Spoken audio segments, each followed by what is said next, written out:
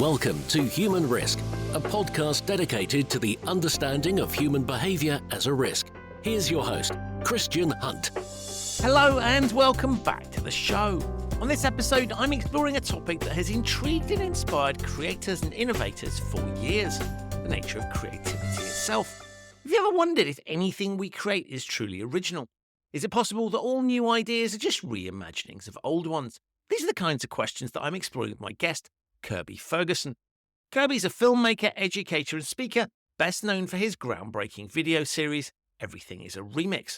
Now this series, which came out about a decade ago, went viral, though I'm embarrassed to say that I'm incredibly late to the party on this, having only discovered it thanks to a previous guest on the show, Ian Leslie. Everything is a Remix captured the imagination of millions and explores the idea that creativity is all about copying, transforming and combining existing ideas to form something new. That's everything from the music we listen to and the movies we watch to the innovations that shape our world. And Kirby's work reveals the hidden connections that underpin our creative endeavours. In our discussion, Kirby shares his insights into how creativity works and why understanding the remixing process can not only make us better creators, but also more appreciative consumers of culture. We dive into the fascinating examples from his series, discussing how iconic works in film, music and technology are often built on the foundations laid by others. Kirby also brings his latest perspectives on the intersection of creativity and technology, particularly focusing on the role of artificial intelligence. How is AI changing the landscape of creative work? What are the ethical implications of machines that can generate art, music and text? Kirby's thoughtful examination of these topics will provide you with a nuanced look of where we're going. So whether you're an artist, a technologist, or simply someone interested in how ideas evolve and spread, this is a thought-provoking journey through the world of creativity. So please enjoy, as I know you will, my discussion with Kirby Ferguson on why everything is a remix. Kirby, welcome to the Human Risk Podcast. Thank you so much. I'm so happy to be here. I'm so happy we finally get to do this. I am thrilled to have you here because this has been, I don't know how many months, decades, years, whatever, in the making, and you're finally here and we're having this conversation. To start us off, I obviously know who you are, but some of my listeners might not yet have come across you. Can you just tell us a little bit about yourself? Sure. My name is Kirby Ferguson, and I am a filmmaker, an educator, a speaker. I am best known for a project called Everything is a Remix, which is a video series that ran on the internet back in the golden era of 2010 to 2012. It ran for a few years there, went super viral, and I spoke at TED and Google and Netflix and YouTube and Hulu and basically all of the Valley. It was the hot thing for a few years there. And since then, I do a variety of things, including continuing Everything is a Remix. I did a new version of it in 2022, 23, fully updated, retooled version of that series. And I continue to make videos about Everything is Remix and about creativity. So my beat is like creativity, media, and now AI. I've been delving into the realms of AI lately, which is this fascinating space that is overlapping with creativity and ownership in all sorts of weird and I would say wonderful, but that's definitely the wrong word. It can be. I mean, I'm not down. I'm sorry. I'm veering off into, I don't know, maybe a tangent already, but I do find the technology exciting. I like to use it. I think it's useful, but you know, it's a hornet's nest. Maybe not so much for me, but for other people, it's a hornet's nest. Amazing. So I came across you because the brilliant Ian Leslie, who's been a guest on the show before, in a side note, sort of sidebar of what it was, just sort of in passing, obviously you'll have seen Everything is a Remix. This was about a year ago, I think. And I kind of went, oh, that sounds interesting. What is that? And suddenly I'm into this world that I wish I'd seen years ago because what you produced there was something incredible. So I'm happy to say I came late to the party. I was waiting for the remix of it. Yes. But I mean, I came late to the party, but it's just this incredibly engaging thing. And so the idea that, as the title implies, is that nothing is new. Can you just explain the genesis of it? What is your overall point with this? The overall point is that creativity in all of its forms, no matter if it's like making a meme or remixing somebody else's video, remixing somebody else's song, or if it's creating a great new innovation or a great work of art, like no matter if it's low or if it's a high sort of creativity, that it is remixing. It's taking other people's ideas and it is copying and transforming them and combining them and making a new idea. So new ideas are inherently derivative And I came up with this idea back when, again, this was about 2010 that the first one came out. And it was an era when companies were really freaking out because their IPs were getting, number one, pirated, which wasn't good, and I don't defend, but also getting repurposed and sort of rejiggered into like new concoctions that they did not control. And they were super freaked out about that. So the original series was a response to that. Like these people that are taking your movie or your music or whatever and kind of fiddling with it and making a new thing. Like that's what everybody does. Like that's what Apple did. That's what George Lucas did. That's what Led Zeppelin did. Those were the examples in the original version of the series. But they take people's stuff, they fiddle around with them, and they come up with new stuff. And that is the concept. And I think it relieves the pressure. I think that's one of like the main things. There was a post that was really sweet on Reddit recently where somebody asked like, what is a YouTube video that changed your life? And the person who made the post cited the Steve Jobs commencement speech. But then the top voted answer was Everything is a Remix, which was super, super awesome. I was so thrilled to see that. And what that person said on Reddit was that it relieves the pressure. Like it makes you feel there isn't so much pressure to do something mind-blowing or amazing or original. You just take out of the stuff that you love, you smoosh it together and you come up with new stuff and then repeat that process over and over and over again. And it's not recognizable anymore. Like nobody knows. Even you don't know where the creation came from. It's not really connected to those original sources anymore because it's been so transformed through the process of all this creative work. But yeah, that's a general concept. And that's why I think it is a good thing for a good tool of mind for people to have. That relief was exactly, I wasn't expecting to feel it. I sort of thought, oh, this will be interesting because we've all heard the phrase, there's no such thing as an original idea. And we're all familiar with, cover versions of songs or franchises of movies or something that, a book that gets turned into a movie. So we're kind of familiar with that. But what I liked about it was you obviously covered that sort of thing because that's a start point. But you moved much more into showing actually this is just all around. It's a natural process. And the thing that I loved about it was, to your point, we feel this pressure to be original and I have to be myself and I have to be different. And actually, that's just not feasible. It's not achievable. And so we should recognize that we are products of our environment. And so suddenly it seemed okay not to, permission to experiment, I guess, right? Because we don't have to shoot for perfection in terms of originality. We can just play a little bit and see what happens. And therefore, it's actually okay to watch a ton of stuff that you like and see what it does in your head. Yes. Well, I think that's mandatory too. Like, I think looking at my own creative journey, you got to fill your head with this stuff from your realm, right? Like you've got to go overboard. Like it's really got to be a lot. If you're going to make movies, like you better watch a lot of movies, whatever your realm is, like you better binge on it. You better really, really load up. And I think it's key there to be eclectic, to not just stick to, if you want to make action films, like don't just watch action films. You got to get that weird and wild stuff from all around the world and all throughout history and read books and have experiences and travel and try different foods and just try all sorts of different things because that's what will give your work style and originality, I think, is merging in those unlikely sources. If you can connect an idea that doesn't seem related to your realm, if you can connect it, make it meaningful and it has purpose, that's a super, super powerful creative technique. And it seemed to me you were pointing towards something that we naturally do as kids, right? We mimic other people. We're influenced by the adults that care for us or don't care for us. Yes. And we sort of play, and it's perfectly okay to mix ideas in childhood that you produce a piece of art and people go, well, what is this? Is this A or B? And somehow we lose that along the way. We lose that playfulness. We lose that willingness. And so what I thought was lovely about what you were saying was actually just go back to that state. Right, and play a little bit and experiment and explore. And there doesn't have to be a logic to it. We don't have to, if we're interested in producing something really creative, we don't have to stick, as you point out, we don't have to stick to the discipline that we're in or the field that we're in. We can just broaden out and look at anything. And something completely random might be really useful.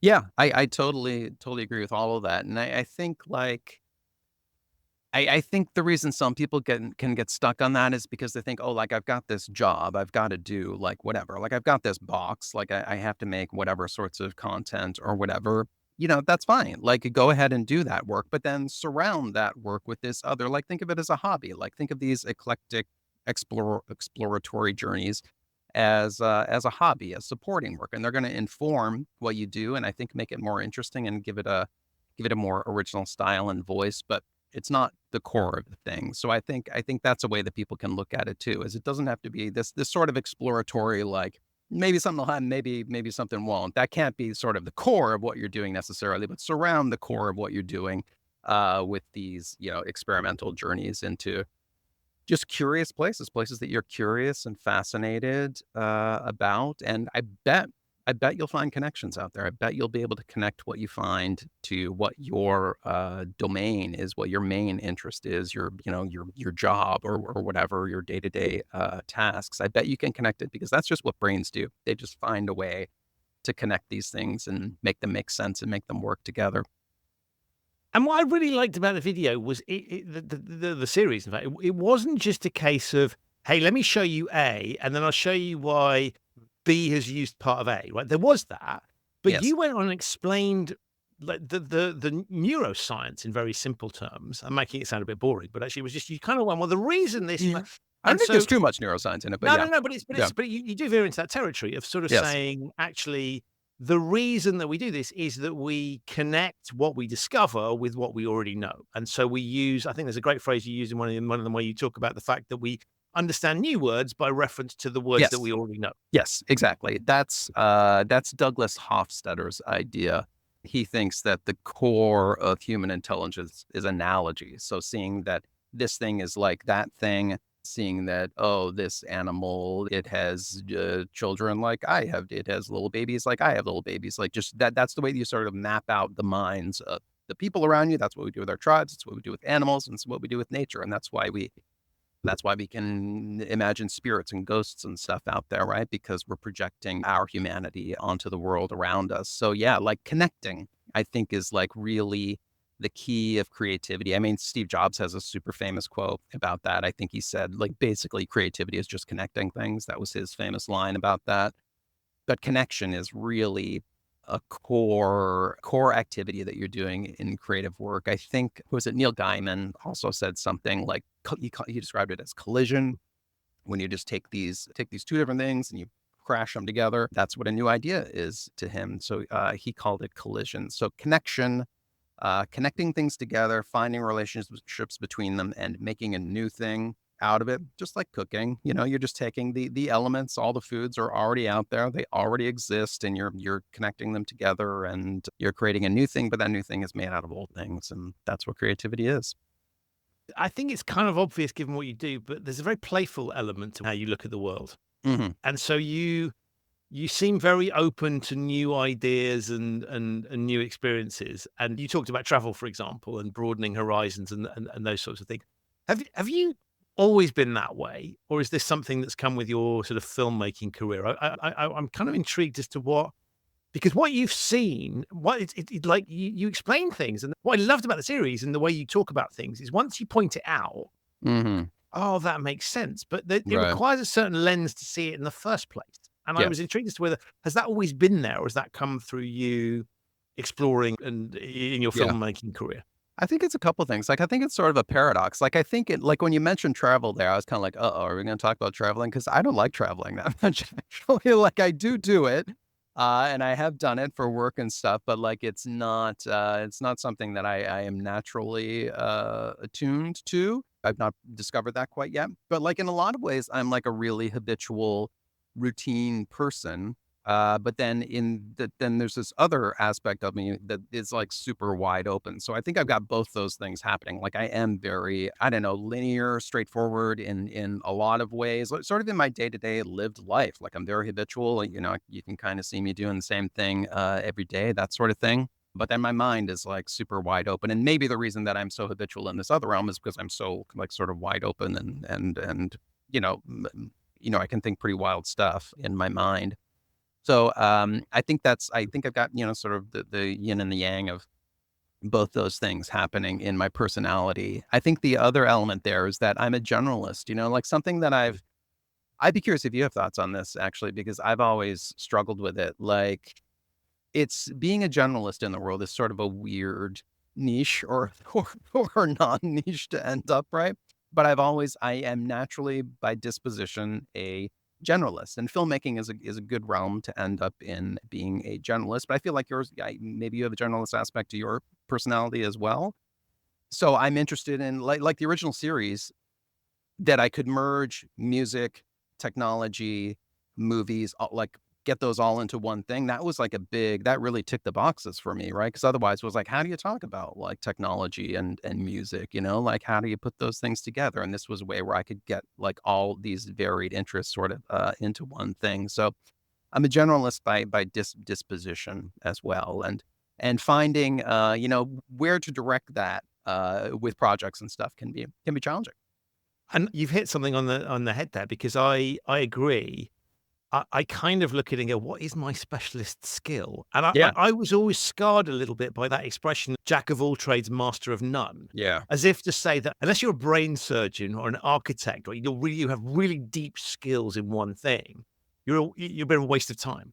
Yes. And I think there's something really fascinating about not being too deep down one particular rabbit hole, Yeah. but being able to see lots of rabbit holes and being able to draw threads that other people can't draw. And I had a similar conversation with someone actually who said to me, "You're an explainer." And I got really angry because I thought that sounded like a very low value added proposition. Storyteller. Yeah. Well, they sort of said, yeah. you spot things and you tell us what it is. And I just thought, well, that sounds really late. That's like I'm not creating anything, not doing anything. But his point, it was meant as a compliment, which was meant to say that you can help us make sense of the world because you're drawing connections that we can't see. Yes. And therefore that helps us. And so I think with what I described in terms of my watching your video, go, oh, right. Okay. Wow. I hadn't clocked that before. And then once I've seen it, I can't unsee it. I think that's a similar thing to what you're talking about. And I think this is why I'm really, really, I just love talking to you, love seeing your stuff, because it's opening my eyes to things. And you're right. I don't feel like I'm sitting there going, this is the world's leading expert in subject A. Yes. But that's perfect because actually you know enough about lots of things to be able to draw threads, and you're not constantly dragging us back to your field of specialism, right, to sort of explain stuff, right? It's like, well, we can bounce around, we can surf the waves, we can grab information and inspiration from wherever it comes. And that's not a valueless proposition. It's actually highly skilled. It's that ability to see connections and to understand and to almost know when you can stop and it's okay to move on to something else, not be trapped in one place. And of course, we want people in the world who do focus on brain surgery and, I don't want air traffic controllers getting all creative, right? I want them to focus on the job in hand and not to think in those terms. Yeah. But I think given the skills that you and I have and the propensity that we have, so it's a really useful skill. We just have to find an outlet for it. And I think, that's clearly what you've managed to do. Yes. I mean, I think a challenge too is in the world of content, which I guess I guess I'm being sort of condescending using that term. But it does just, I don't know, seem like such a drab word, but I am sort of in the world of content, I guess you would say. And what the world of content wants is like, you find your thing and you do that thing and you give it like just every week or every few days or whatever, like just give us more of that thing, right? Like we just want more of that thing.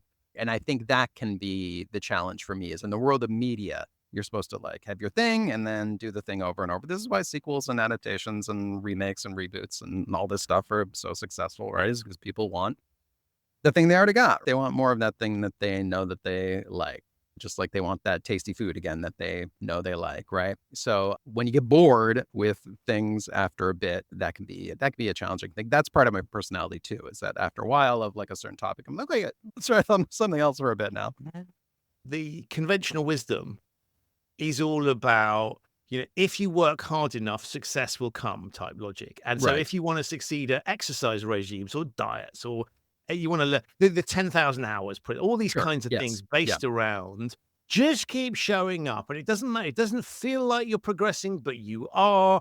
And that feels to me quite a sort of, and I know it's true, right? It does work that if you keep practicing something, it does become more comfortable. You do get better at it. And so there's a sort of visceral logic to it. But I don't like this idea of a sort of almost monastic existence where the only way you can succeed in life is to constantly go and do things, because at some point it becomes a shitty experience.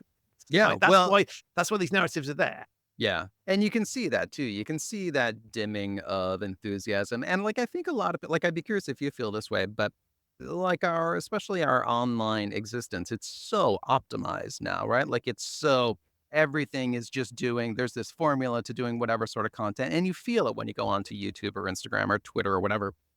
There's a certain way that tweets are written so often, or LinkedIn, where I see you posting as well. Like there's a way of doing things, and it pays to just like in search engine optimization, there's a way of doing things, and it works to follow these formulas. So we've got this very optimized media ecosystem going on, right? That I think is starting to bore people. I think it's starting to bore people. That's the way I feel when I go onto these platforms now. There's just like there's a routineness. Like we do like the routine, but we also, after a while, we get sick of it. Everybody gets sick of it. Everybody has their limits for how much of the same thing. Otherwise, we'd all be watching infinite sequels of whatever the original franchises were, Frankenstein or Pride and Prejudice or whatever. We just be doing that still. So people do get sick of things, and I feel personally like there's a thirst out there in the culture, maybe for something. It's time to, like, we've been living in social media, Instagram, Facebook, Twitter, TikTok world for a while now, and I feel like people sort of have an itch for something new.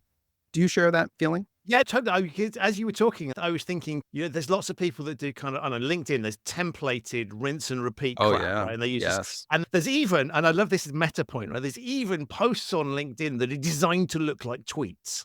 Oh, I haven't seen those. Oh, it's literally, I think it started with lazy people going, hey, I can't be bothered to reformat this. What I'm Oh, going to do is just totally. Oh, literally yeah, and you can screenshot it. use yeah. Right, and Oh, then you I'm gonna put a screenshot thing. it, okay. But there's now a whole new market of people going, "Oh, I can just create a template, usually in Canva, right, that looks like a tweet, and then whatever I'm supposed to call it now, I'm gonna call it tweets for the sake of, but Sure. I'm gonna put this out there, Jeez. so, and I'm kinda gonna port this thing, and so I'm gonna take something from a different world and Oh. port it across."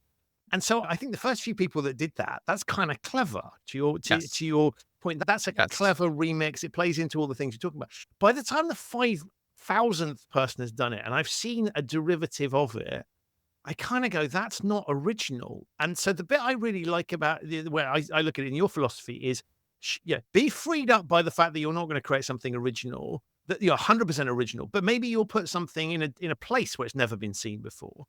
But Yes. we I kind of feel like it's incumbent on the rest of us to at least make some effort when you're gonna copy from people. Or Yes. rather, to think to your point, when you're gonna steal ideas and concepts, but you're gonna it's kinda like you have to move the world on a bit. And I Yes. think this derivative stuff that we're seeing now Yeah. is really tedious. And I just look at it and go, I think that's really lazy. Yeah. Yeah. I mean, I think the two ends of the spectrum are the novel and the familiar, right? Like, we want both those things. Like, we want the novel, like, that's what the news is, right? It's literally called news. It's new. Like, we want the new stuff every day.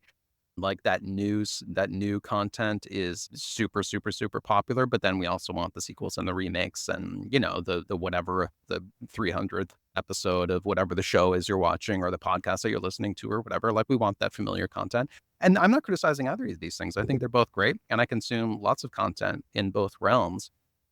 But, like, an example that I used years ago of, like, you can hit it out of the park if you can marry those two, the novel and the familiar. If you can take something that feels really familiar, like people really feel at home with it, but also it's got this, like, sparkly new quality to it, something that just feels like something we've never seen before. If you can, like, bridge those together, and the film I use as an example of this is the original Star Wars. That's what the original Star Wars was, right? That's like, it blew our freaking minds. Like, it looked like nothing else we had ever seen or heard before. Like, it sounded like nothing we had heard before.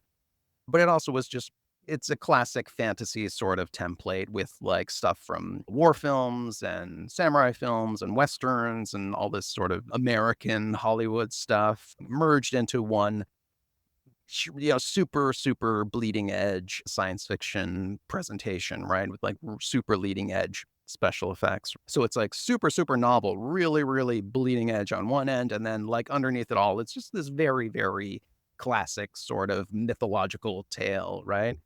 So I think, like, that's something that people can think of is, like, if you're drifting too much towards, like, just doing, like, everybody has seen this crap before, like, you can get views there and make money and be successful, and you can have some things that do that. But when you bring that novel aspect into the work, I think that's when you can really excite people. And I think, like, you've got to renew at some point, right? Like, you can't just keep repeating it over and over. Like, you've got to get those novel aspects in there as well to refresh what you're doing.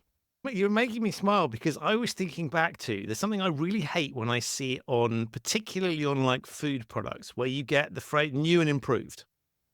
Right. And you kind of look at it, well, it can't be both. It's either something new or you've improved, right? What's he talking about? But actually, what's interesting is what you just talked about is precisely that, right? You've taken something there is some new element to what you're doing and you have improved on what has gone before. So actually that depiction, that doesn't work for, I don't know, a soup formulation or something, right? Because it can't be both of those things. Maybe it can, I don't know. But it seems to me that was fundamentally a bad choice of words. But actually, given what you've just said, that is the essence of creative products. We take something that's already there, we're going to improve on it slightly, because if we're not improving on it in some way, what are we doing? And then we need to have that new thing. And so I maybe that's the place that formulation belongs. Yeah. I tell you, when I see new and improved, I think, man, that old one, I like that old one. That must have been really bad. Like other people didn't like that old one, I guess. It's like kind of like the phrase, I don't know if I don't know if you guys use this, but under new management is another Yes. comment that you'll Yeah, see yeah, on yeah. signs. Yes. Yeah, And I yeah. think, boy, what was going on there? It must have been really screwed up. And I was going there, like, what was the food that I was eating? Like, what was going on in that kitchen? I want to know. Anyway, I've wandered off of the topic. Could you guide me back? I can try. I can try and guide you, but you were very polite, and I want to call myself out for something just now. Right? I talked about the difference between. I kind of just used them interchangeably. The difference between copying and stealing, because I was thinking back to around 2010. Of course, that's the time when things like we've got the Yeah. early YouTube, that kind of thing. We've got BitTorrent. So Yeah. so this is a really interesting time for those industries, and Yes. so. Talk us through the difference between copying and stealing and what's good and what's bad in that space. In other words, unwind the error that I made, Kirby, and just interchanging those words, because there are different things in the way we should look at them. Yes. I mean, copying and stealing, I think, like, number one, I don't think most anything aside from outright piracy, like if you download somebody's movie or their music or whatever, or their software and you just put it out there, like that's obviously stealing. But I think much of the time, if you put something out there and you say, this person did this, like I didn't do it, this other person did it, and like here's a link to them or whatever, I think most of the time that will not be stealing. And whoever is on the other end of that will probably appreciate it. They'll probably be happy that you shared whatever. I think like part of the key is don't take the whole thing, take an aspect of it. Like don't share the movie, of course, but if you want to take a scene from the movie or whatever, some sort of short segment and copy that and put it out into the world, I think, again, most creators will appreciate that.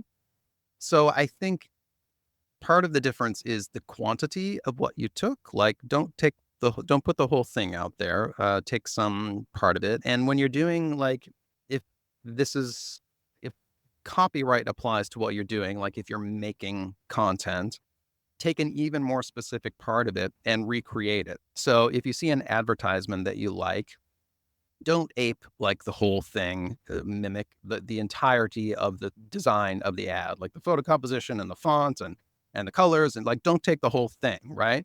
Even if you recreate it, like don't be that sort of on the nose with what you're doing. Like take, okay, I like what really resonates for me here. Like I like the composition of this photo. I'm gonna just take the composition of the photo, that specific element, and I'm gonna reproduce that in my own original photograph. And I bet nobody will even know that you did that. Nobody will have any clue that you did that.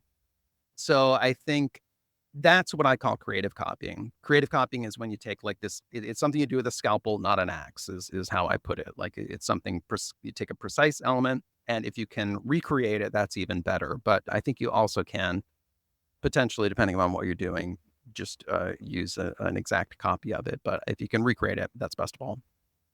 I love that. That's such a nice way of looking at it, because I think, to your point, is if it's obviously a copy, I mean, not only things like pastiches or whatever, right, where Saturday Night Live type things, where it is very close to, but that's kind of the point. Parody, yeah. But if we looked at sort of more creative, I love this idea of you borrow a little bit of it, so it has the sense of familiarity, but you can't quite place it. In other words, Yes. you would have to be a real geek. And so I love it when you get these court cases where somebody's composed something and they're taking, they're taking someone else to court because they stole this thing. And I think that's a really interesting thing, because you sort of sit there and say some of these cases are spurious as hell, right? It just doesn't. yeah. It feels like you're trying it on. And then others you go, whoa, hold on a minute. That Yes. really is, right? That you have Yes. taken the essence of this song and you've just ripped it across there. If I think about sort of, I don't know, Vanilla Ice, right? And the Sure. use of Under Pressure by Queen and David Bowie, link to that in the show notes for anyone that's too young to know what I'm talking about, right? That's obviously, you've taken a key component of it and ported it across. And so you should be paying something for the use of that thing. But there's lots of other things where I think, and I love the distinction you've made of sort of people wouldn't even know. Yes. And so the creator might obviously spot that. But I think if the average person hasn't clocked it, and all you're doing is carrying a sense of something that, sure, if they investigate, they can find it and probably get an AI to analyze it and pick things out. But I love that idea of the scalpel, I think is a really powerful image of it, right? The very, very small bits of it. So tiny bit of DNA is ported across, but it's not an outrageous theft of a major component. A funny example of this too that I stumbled on recently was I stumbled on a clip of Tom Hardy saying that he got the Bane voice, which is this that voice from The Dark Knight. That's where Bane is. Is Bane in The Dark Knight? Keep going. No one will notice. Keep going. Okay. Are you going to do the voice for us? Is my next request. Yeah, no, definitely not. You should do it. You're British. So Hardy, he got the Bane voice from, he wanted like a Latin person. Like Bane is in the original comic books is a Latin person. So he wanted a Latin person. So he found this boxer who's in the UK. I forget what his name is, but he's this gypsy character. That was part of his persona, and maybe who he was, I don't know, but it seems sort of like a persona. He was like the gypsy, whatever.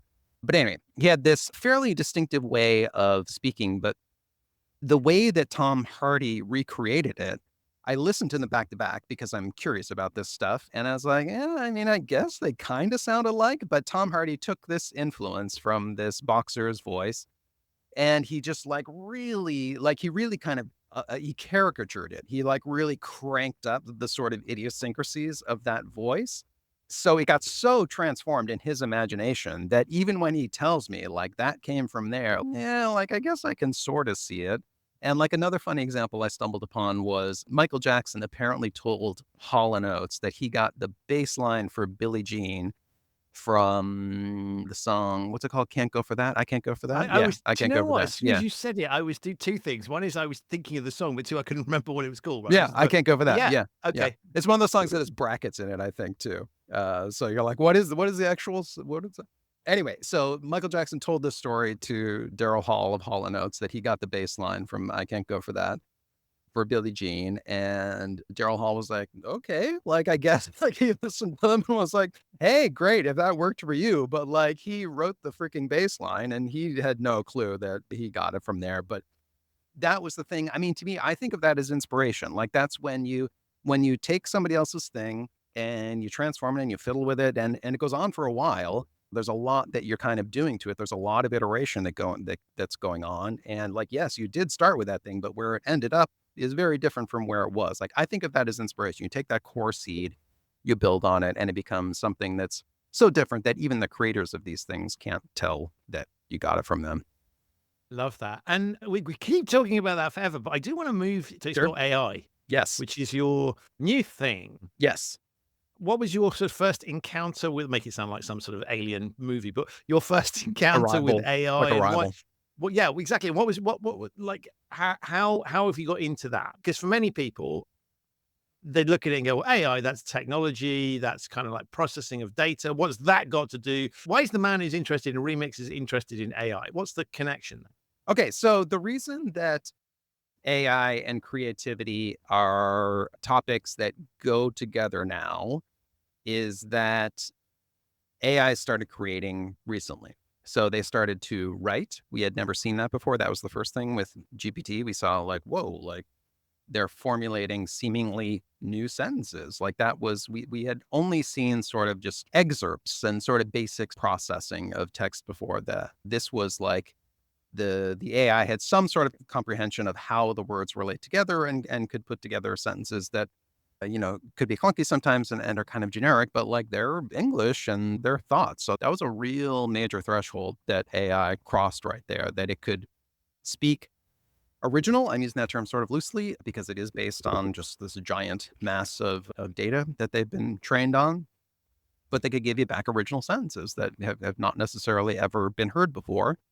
And then the same thing happened pretty quickly after that with image generation. It was the same basic process. So the AIs are trained on this they're trained on the internet. They eat the internet basically, and then they discover They study the data, and all they're really doing is finding what words are related to other words. That's how the text models work, at least. They're finding out that the relationships between these various words, and this is the most logical word that would follow that word, and they're sort of stringing together sentences like that. And they don't really have any awareness of what they're doing. But nonetheless, they are creating text and they are creating images, and they do it based on our work. So that's like a real hornet's nest. Like, number one, they're creating like original artworks. Like, some of these pieces are technically impressive. I would say that often like there's like a plastic quality to them, like they're lacking, like what's being said is unclear because nothing's being said, right? Like they're just being styled to look pretty. So they look really cool, but there isn't necessarily any sort of statement being made. But they are creating. So they're doing this thing that is superhuman, a very, very early human thing that people have done forever. We've got cave paintings from tens of thousands of years ago. Like, it's a very human thing that we don't see anyplace else. So that's a giant threshold, right? Like, suddenly they're creating. But then the part that infuriates people, like this is hugely controversial, is that they were trained on the internet, right? So if you wrote something on the internet, if you wrote a book, if your images, if you have like a popular portfolio site where people, got a lot of your photographs or your illustrations or whatever, and those really kind of spread on the internet and went viral, like those got gobbled up by AI. And, I bet they can do pretty capable emulations of your style. That is something that has been reined in by AI companies. Like, they don't let you use like a particular artist's name so much anymore. So that's a good evolution. But that's the long answer. Basically, like, AI started to create, which is an extraordinary to me, just like an extraordinary, like that's a threshold. Like computers went from just sort of just giving us back information that we give them to like, whoa, like there's a comprehension of what is in that information and they're giving it back to us in an original form. Like, that's pretty wow.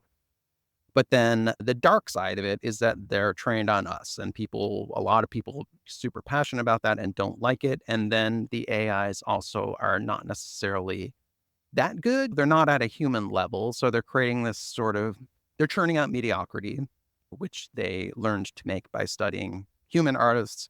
And then people can buy and license this mediocre art and skip paying the artist who is struggling to pay a rent, right? So it's very threatening to artists. A lot of artists, it's a tenuous life often, it can be hard to make a living in that realm. So when there's AIs coming along and stealing more illustration work from you or whatever, that's a really big deal. So it's a real controversial realm right now. It's exciting and controversial and very, very hot. Like, if you use AI art, I will warn anybody, if anybody is thinking like, oh, like maybe I'll try out some AI art in my marketing stuff or whatever, like, look out. Like, I wouldn't do it. Like, just don't do it, actually, because there are a bunch of people out there that will see it and they will be very, very angry because they'll think that you should have used a human being to do that art. So know what you're getting into if you do something like that, for sure. So a lot of controversy and a lot of excitement in the realm of AI and creativity. As you were talking about it there, this is priming your territory of there's no such thing as an original idea, right? It's taking Yes. previous ideas and remixing them, to use your it's kind of terminology. I mean, that's what I said in the new version of Everything is Remix, which I finished a year or so ago. I explored that a bit. Like, it's kind of like what we're doing. I think that's part of the controversy, is that, like, I think we have to think about, like, okay, like, we can't say that what they're doing is wrong, because it's kind of sort of like what we're doing. They're synthesizing new things out of old stuff, just like we synthesize new things out of old stuff, right? So they are similar. I think what we have to decide is, like, are we okay with robots doing that? Like, are we okay with people losing work potentially? And traditionally we have been. Like, when the controversies have been about things that were not creative, like, for instance, assembling products, assembling cars, whatever, like the whole entire realm of robotics, we've mostly been okay with it. So we don't have laws that say this sort of thing is not okay. So I tend to think my personal opinion is that the law is not going to intervene here. It's just more, what's called creative destruction. Old industries get wiped out by new technologies. I don't know that they will get that's the other thing. I think people get a bit carried away with where this is all going. Like, I don't know that like AI video, and I'm sorry if I'm sort of veering No, overall this is sort of great. Keep tangents going. here, but yeah, like AI video is the latest exciting thing that's happening, right? And OpenAI has a new application called Sora that is impressive, and it makes original video, but also it's like super, super wonky. Like the movement is very strange looking. It has this like weird ghostly look to it often, and like Right. legs can disappear when people are walking around, people move in these weird ways. And it's got a strange kind of very weird quality to it, and I just don't know when it's going to be convincing. Like, sure, it can do you can get, like, little bits out of it that you can use here and there in your work, but when that is going to replace actual video footage or whatever, like, we'll see. I'm not sold, and I feel the same way about images generally, and I play with these things, and I try to integrate them into my work, and it can be challenging. It can be hard to find a way to work these things into your actual creative work. The exception, I think, is ChatGPT, which I made a course about. And the reason that I did that is because I think ChatGPT is by far the most useful one because it's text. Because you can take that text, and if it gives it to you in a generic, sort of boring way, but you sort of like the core material of it, you can take that material and remix it and go, okay, I'm going to say this like in my own voice and make it more human, add some color to it. But I'm really taking the core material that it gave me. Like, that's the advantage that text has, is you can just take it and just like Right. restate it Whereas you in your can't own way. tweak a Yes, picture or a video. exactly. Right. Right. Yeah, when you get the video is what the video is basically. But even images, it's really hard. Like, if it gives you a figure, and they're famously bad at hands, these AI models. So if it gives you a hand with 8 fingers, which it does, I know that sounds like a lot of fingers, but it will give you 8 fingers. That definitely happens. Like, you're kind of screwed, Like, what are you going to do with that image now? Unless you're so good in Photoshop that you can you can replace that hand. But for most people, it's done. Like you can't use it. Whereas with text, you can do whatever you want with it. And that's a great distinction, because I was looking at it, I found it fascinating playing with the image generation, because you can kind of get it to a point where you go, it's almost there, but this Yes, isn't quite right. And then you'd think, well, I'll just go back and say, correct this. and it And it then can't. goes off and does a whole lot of other things. And you're like, no, no, Totally. no, I just wanted you to change that one thing. The other thing that I like that is a major problem that I think people mostly aren't talking about is that prompting is a very weird. So by prompting, I mean the text commands that you input into the AI, right?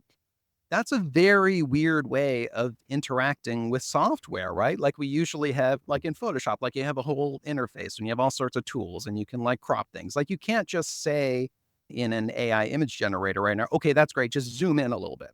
Because like you said, it'll give you a completely different image, right? Like, it can't, there's so little precision. It's such a sort of like shotgun approach. Like, it'll give you something that's just like sort of roundabout, like what might be useful, but it's not right. And I think, like, for most, especially like commercial purposes, like if you're trying to do commercial artwork, and that's a world that, I've worked in a lot, like, it is so unbelievably specific. Like, it's got to be like the light's got to be hitting this way and the shadow's got to be this way and the color's got to be, it's got to be this particular hue and blah, blah, blah. It's an infinity of incredibly specific things. And good luck typing that into your prompt. Like, it gets to the point where the prompt's long enough that you're like, well, I may as well just go shoot a photo at this point. Like, this is so incredibly time consuming. Like, English language is a very, very clumsy way to direct a computer. And there's a lot of ambiguity to human language, generally speaking. There's a lot that we take for granted when we deal with people, that they kind of know what we're going for, right? And they can interpret it in a way that will make sense, whereas AIs do not have that. So they'll give you weird answers. Yeah, it's interesting, because I've been experimenting with prompting in German and in English, because German's obviously a much more precise language, right? They have Yep. words for all. Well, they have phrases for things that we pick up. If I look at, Wanderlust as an example, or Wanderlust. Schadenfreude, right? These Yes. these phrases, we ported them into English because we don't have anything that means that. Hmm. And so there is always this joke about there'll be a German word for that. And it's a very exaggerated thing, right? They do have Yes. words that mean very specific things, and the language is very precise. But it is interesting when you look at that But even that more precise language, and I just happen to use that because I can speak it, and therefore I've got the opportunity to lever that. Mhm. Even that's not, you still get the same challenge, right? And but for me, it's just a bit of fun to see what happens if I try and do it in this way. And sometimes I can get closer to the holy grail that I'm imagining, but often I can't. And I think the thing's interesting back to the point around iterative prompts. It's not like it's improving. You're basically starting afresh. And so you can Yes. solve it's like those slidey puzzles, right? You can solve one or Rubik's Cube or something. You can Yes. solve one bit of it, you'll mess up something else somewhere else. I'll tell you what too, like, there's a reason that programming exists. There's a reason that that programming isn't just you just type in English and you tell the computer what to do, because that's a mess. Like, that doesn't work. It's just not constructed that way. The English language is not constructed to be specific directions for accomplishing something. So I really like the fact that you've pivoted in this space, because one, I think it's on brand for the remix guy, but Mm. more interesting, it points towards the curiosity that you have around what can this tool do and how might it work and how much. And the reason I've really enjoyed your courses and the content you put out there is that you accept the fact this is experimental and that we're Yes. playing with it and we need to recognize that. And of course, it's a moving target because they keep enhancing what it can do, both in terms of it's got greater capability, but they also keep introducing new restrictions. And so stuff that was possible last week may not be possible next week. So we're having to adapt those skills. And the bit I love is I keep coming across people that go, oh, it's terrible. Look, ChatGPT is awful because it doesn't do blah, blah, blah, blah, blah. And they've kind of played with it for 2 minutes Oh yeah. and expect A it to lot be of the people are like perfect that. finished Yeah. product. And Yes. the part of me just goes, you haven't understood what you're dealing with. You are expecting a perfect, this is kind of a product that's in beta that Yes. we're all playing with, and they're improving it. And so it's not perfect and it's going to screw things up, and we have to embrace that. And you have to be a bit, there is a point here, I think, back to the keep working at it, keep trying it. You have to spend a decent amount of time playing with it to understand what it can do, what it can't do, and then how can you get the best out of it? And to your point is if I wanted to write a script for me, it is never going to be able, under current circumstances, to create the perfect script for me. Yeah. Because if I read out what it says, it's going to be appalling. It's not going to Yes. be me. I have to Absolutely. do some work. And I think there's a presumption that, like many other, like a sort of robot vacuum cleaner, right? Oh, they can clean the house, right? They can wear that stuff out, job done. Whereas it's not like that, right? We have to put some effort in to get something out of it. I'll tell you what, even a robot vacuum cleaner, you've got to fiddle with your house a bunch to make a robot vacuum cleaner work, right? Like, you got to get the wires out of the way, and there's all sorts of, like, you've got to prep the room in a certain way so You got that to it clean for the works. So cleaner. I mean, yeah, literally. exactly. Yeah, you got to do some pre-cleaning for the cleaner.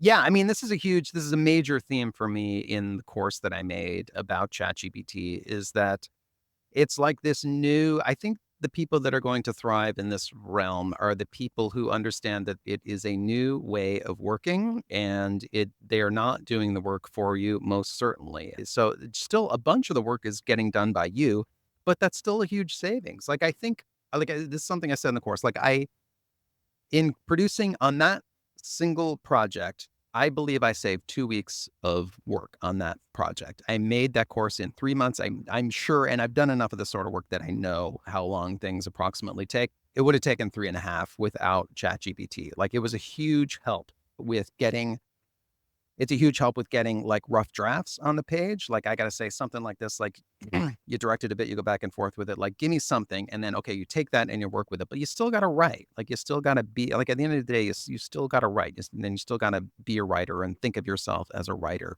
So, like, there's just a lot of sort of new skills that we've got to evolve in order to work with these things well. And I think a lot of it is about understanding the limitations of what ChatGPT, for instance, can do. I'm not sure. I don't know how people are using, like, I think the other one, yeah, another, like, a little swinging the topic a bit here, but the latest one actually that has crossed that threshold into, like, oh, okay, like, this is useful now, is AI music. There's a platform called Suno and a platform called Udio. The names for these things are just absurd.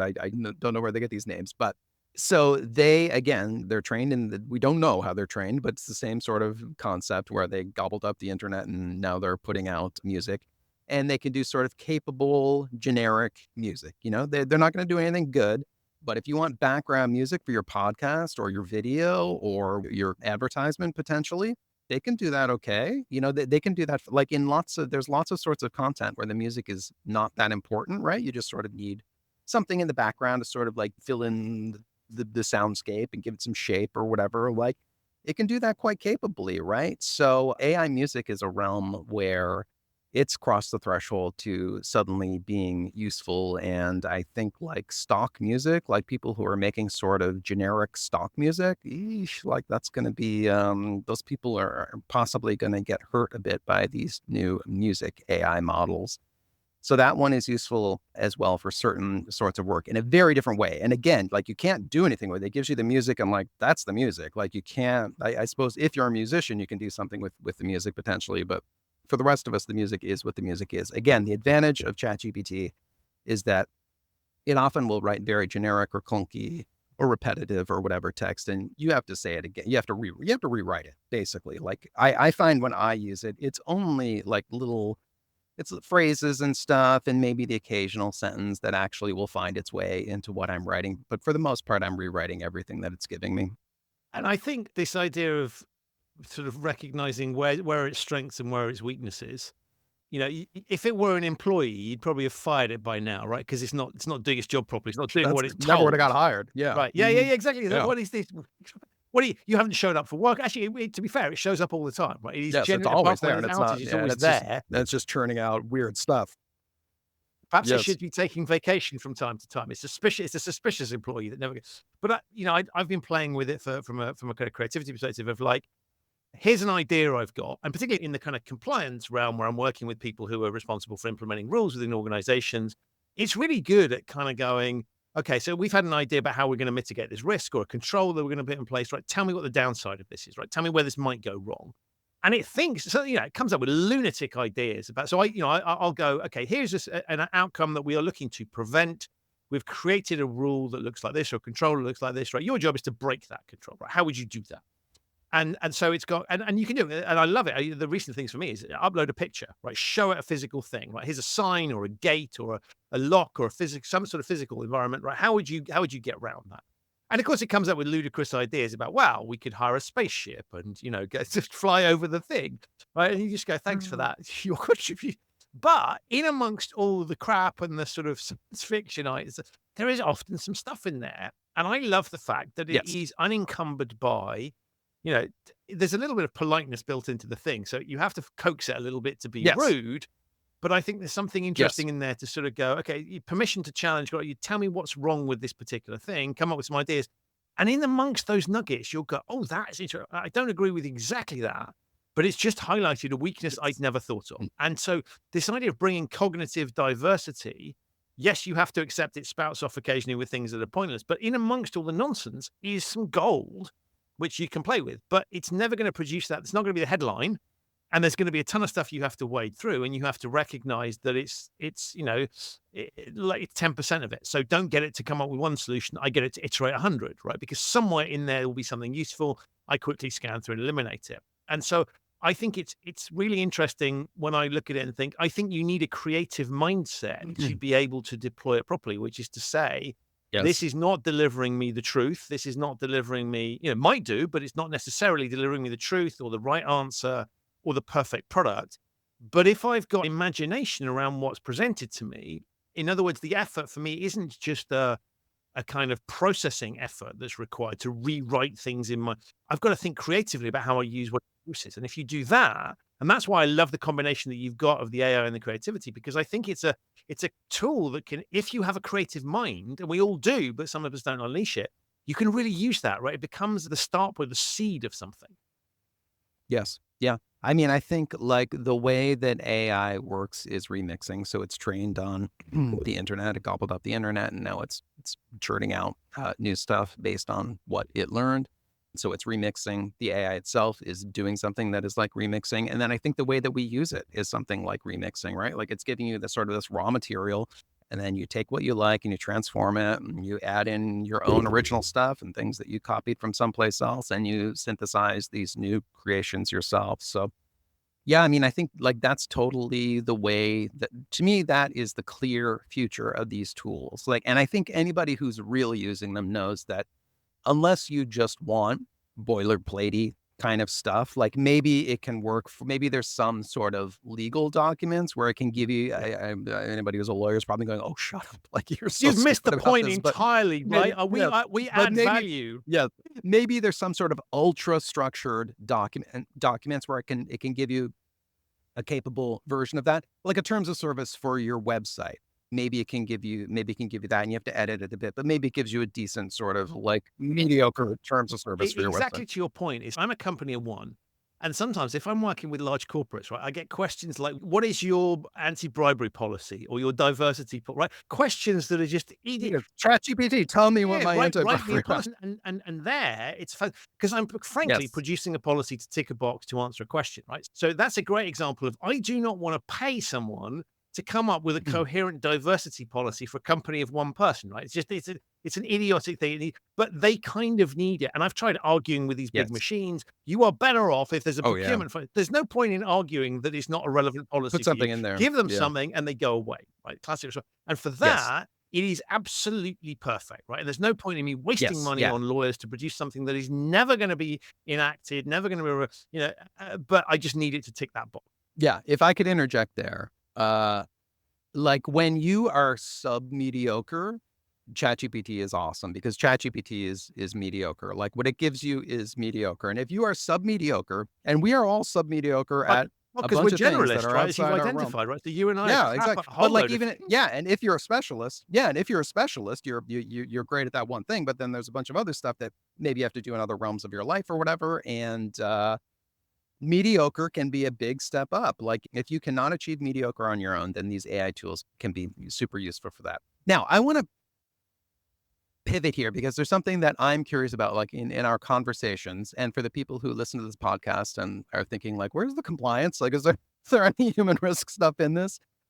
That it resonates with your particular realm, which I only understand on like a kind of a high level Good. I abstract don't want you understanding way, more because right? you're I don't. taking my job away. Right. Okay. You Yes. keep that. Okay. Good. Yes. Fair enough. But like, what is for you? What is the connection between these concepts and your realm? I'd love to hear about that. So I would start off by saying it's a great question back. I'm always scared, by the way, when guests on the podcast ask me questions, but I think this is really, Yes. I think your it's really turn. interesting to explore this. So for me, as I look at what is the core of my work, the answer is to mitigate the risks of human decision making, right? So we have outcomes that we're looking for.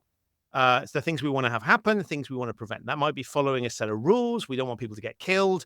We might want people to follow a particular protocol because them not following it is dangerous. We might want them to be ethical. We're looking for a particular outcome. And so that manifests itself through compliance, health and safety, ethics, cybersecurity, all of these sorts of fields. So that's the negative formulation. The positive formulation is we also, if we're hiring people, we want to get the best out of them. And often when we are creating environments within which people are allowed to operate, so whether that's systems or physical environments or processes we want them to follow, in attempting to control their behavior to make sure they don't do crazy stuff, we also constrain the good stuff. So we've hired people, if you look at job spec, no job spec ever says, we want you to turn up and work for us and slavishly follow the rules and do exactly as you're told. It will talk about, we want you to be inspired, crazy. We want people with intelligence. And they hire for all these human attributes, and then we create environments to stamp them out. So as I'm looking at that world, what I'm doing is simultaneously looking at the protection side, the risk management, but I'm also looking at what I call human reward, getting the best out of people. And the point is those two things are interrelated because if you just give people free, do what the hell you want, they do crazy stuff that you wouldn't want to have happen. On the other hand, if you treat them like they're small children and you never give them any latitude or freedom, you are missing a massive opportunity. So there's a balancing act here between those two things. So as I look at how do we manage that, well, that requires us to be very, very human in how we deal with it and recognize the limitations, both that we have as we look at the world. So we might not think through fully what it is like to be an employee because we're thinking theoretically about the world. So I need to put myself in the shoes of the people I'm trying to influence, and I need to find human ways to do that. And hence, the techniques that we traditionally deploy in the fields of compliance, say, are often very logical, right? I will tell you not to do it. I'll put it in a policy and you'll do it. I will train you on this and you will remember at a particular point not to do it. And you will buy into the fact that I have the right to tell you to do this. Now, all of those things work on some level, but so what are we trying to do? I think we're trying to get through to people. And if I'm looking at something like getting people to be ethical, I have to get their buy-in because I need them to do it when I'm not in the room. Otherwise, I just find out after things have gone wrong. I need to have their buy-in so that they can recognize and they know when, for example, they need help.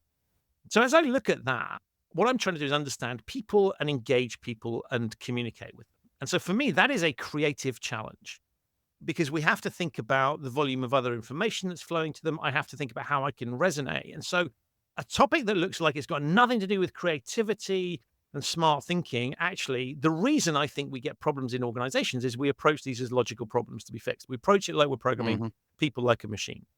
So I'm really interested in what makes people tick. How do I engage them? How can I think creatively about communicating with them? How can I spot things that they might not even realize themselves that they've got a propensity to do? And that takes me firmly into your space.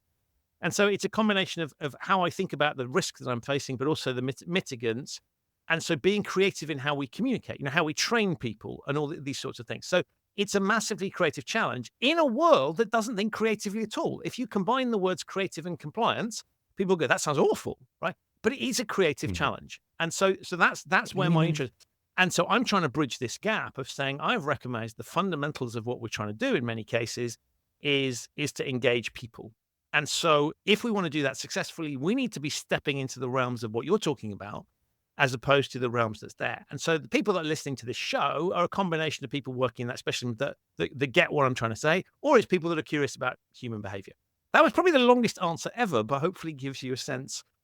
No, it's fascinating. It's always so like just hearing where these ideas can get applied is always fascinating to me, and it's always exciting when it can end up in places that seem like they would be adversarial to creativity, right? And I don't mean that as I'm not throwing shade in any sort of way. It's just when you're talking about compliance, it seems like you need to do the thing that we need do to this do, damn right? thing, no question, no agency. Don't. And Creative is doing what's something really else, interesting is that there are times where that's exactly what you want, right? There are times where I do not deviate from this. And if we're dealing, for example, with water plus electricity equals risky endeavor, we know what happens and that's predictable. So in that sort of circumstance, we can create rules, processes, and communications to people that almost threaten them, that make it damn clear, that prevent that from happening. That is fundamentally different to we want you to be ethical, or where it's a totally different game. And what being ethical means in situation A may be different to what it means in situation B. And my ability to influence you will depend on your understanding and your acceptance of my authority in that sphere. So if we in a nuclear power station or in an air traffic control situation, heavily controlled environments because the consequences are getting that wrong. And people who work in those environments expect to be told what to do. If you're in prison, you recognize that you may not like it, but there's an acceptance that they can tell you what to do and they can make your life difficult. If you're an employee for a working organization, maybe working remotely, and you have been, and I wrote about this on LinkedIn this morning, actually, that lots of the skills that we hire people for. So let's think about creatives in an advertising agency. They are people who are taught to break the rule. They're hired specifically because they can think outside the box. But if you're hiring someone in financial services to be a trader or a fund manager, they're looking for arbitrage opportunities in the trading space, right? That's literally, you've hired them to look for to be good at arbitrage. So don't be surprised when they use those same skills to arbitrage your rules.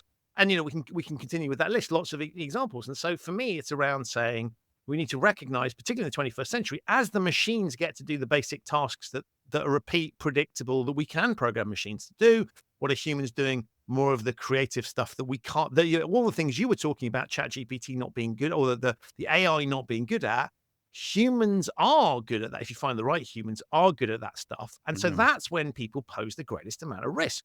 When they're doing creative, crazy things, that's what we want them to do, but it's also when they pose the risk. And so I think for me, the idea that creativity is distant from that world is a fallacy. But I understand completely why you say it, because one, historically, nobody approaches it that way. But two, the word compliance suggests the opposite, right? It's like, follow these rules. And you're all about going, let's be free and let's think and let's connect things that have never been connected for.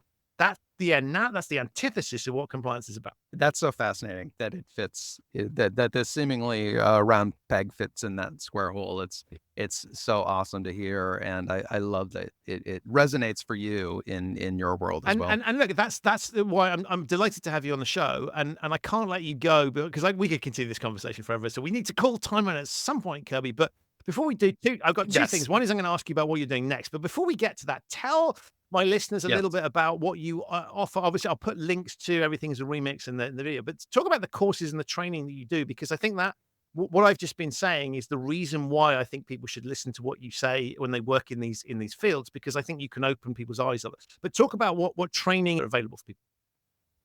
Yeah.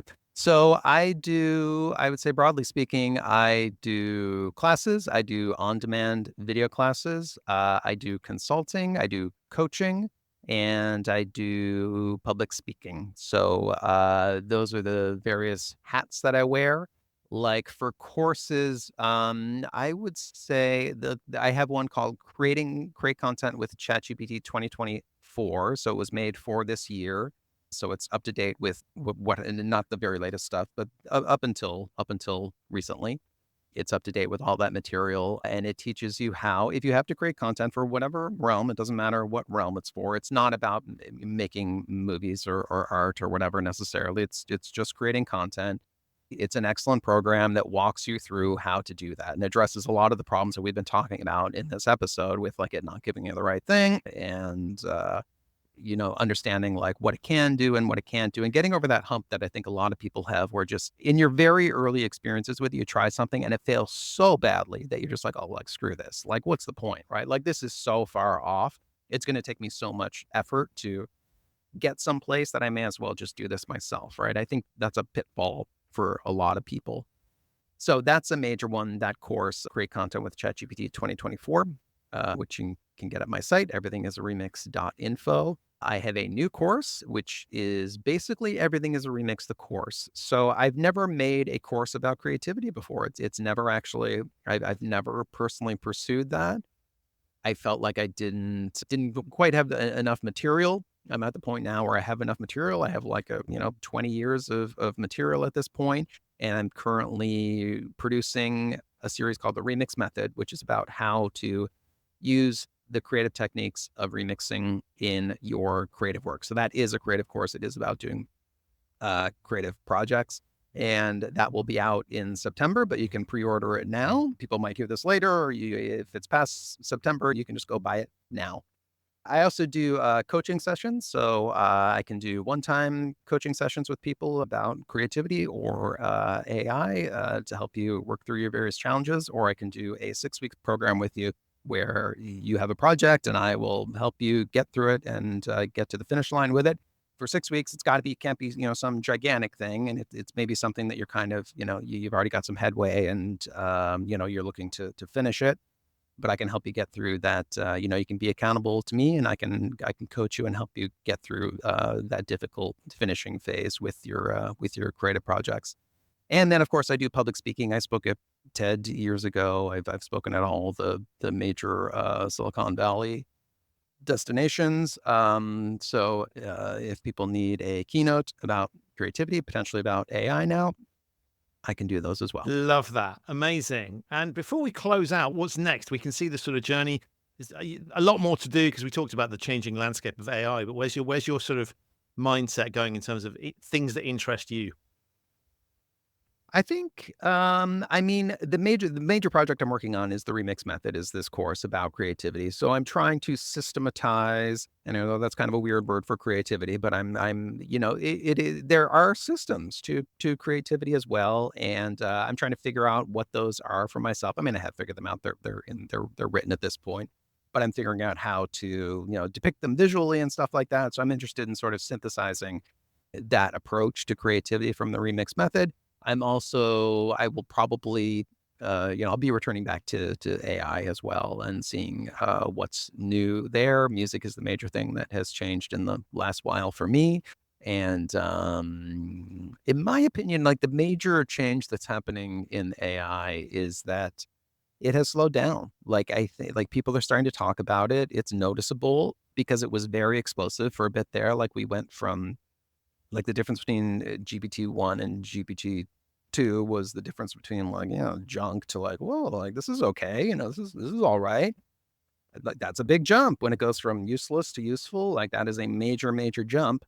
But it's been slowing down. Like GPT has been slowing down. We don't have GPT-5 yet. We had GPT 4.0, which is like an incremental upgrade. It's not meant to be a major upgrade. So, we don't have that. And we've seen there are various competitors that are competitive with GPT at this point, but I would say they're kind of in the same ballpark. And people are talking about, the limitations of this technology, because how you get it to, for instance, not say things that are false is non-obvious. How you do that is very tricky because it doesn't understand anything. That's just not part of what it does. So it's an interesting time in AI in that I think sort of the honeymoon is ending and people want the software to do things. At the same time, the way that technology works oftentimes is like what role it should really have in the world is not clear. Like when you come up with a radical new technology like the internet, or this happened with movies, it happened with radio, like what you do with that, what role it actually has, what job it has in your life is not clear at first, right? It's just purely this experimental thing that can do cool stuff, but you don't quite know what to do with it. And I think AI is at that point now where people really want to do stuff. And there's some of that's happening. Apple is starting to do that a bit. In September, they'll have an upgrade that will integrate AI into the Apple operating system, and we'll see how that works. So back to AI after this, which I think is at this weird kind of interesting crossroads where it's maybe slowing down a bit, but also maybe it's starting to find real purpose in the marketplace. Amazing. Listen, thank you so much for what you do. I'm embarrassed that I was late to the Everything is a Remix party, but I'm delighted I but I'm forgive you. delighted I I found forgive you, it. Kristen. And I think what you're doing now is really, really useful, super interesting. I love the way that you do it. It's not just about the content. You're incredibly engaging, incredibly thoughtful, incredibly practical. So I cannot but recommend the courses and all of your content. It's great fun. It's a really simple way of diving into what for many people is quite an intimidating subject. So before I finally thank you, let you go, remind people of your website. There will be links in the show notes, obviously, but let's Sure. do that final pointer in that direction. My website is everythingisaremix.info. I know the .info appendage doesn't show up much in the world, but everythingisaremix.info is the URL. If you just type in Everything is a Remix into Google or whatever, you will get there too. Amazing. Kirby, thank you so much for all the stuff that you've done, but in particular now for being such a great guest on the show. Oh, my pleasure, Christian. Thanks so much for having me, and happy to do it again sometime. So that's it for this episode of the show. My enormous thanks to Kirby for appearing and to you for listening. To find out more about Kirby, Everything is Remix, his courses, and all of the other things that he talked about, have a look in the show notes. There are links to those there. If this is your first time listening to the Human Risk podcast, welcome. Thank you so much for joining me. You can subscribe wherever you get your quality audio content. It's available on all of the major podcasting platforms. To discover episodes of the show that you might have missed, visit the show's website, which is humanriskpodcast.com. I will be back very soon with another episode of this show. But in the meantime, stay safe. Remember that everything is a remix, including this show. And thank you so much for listening.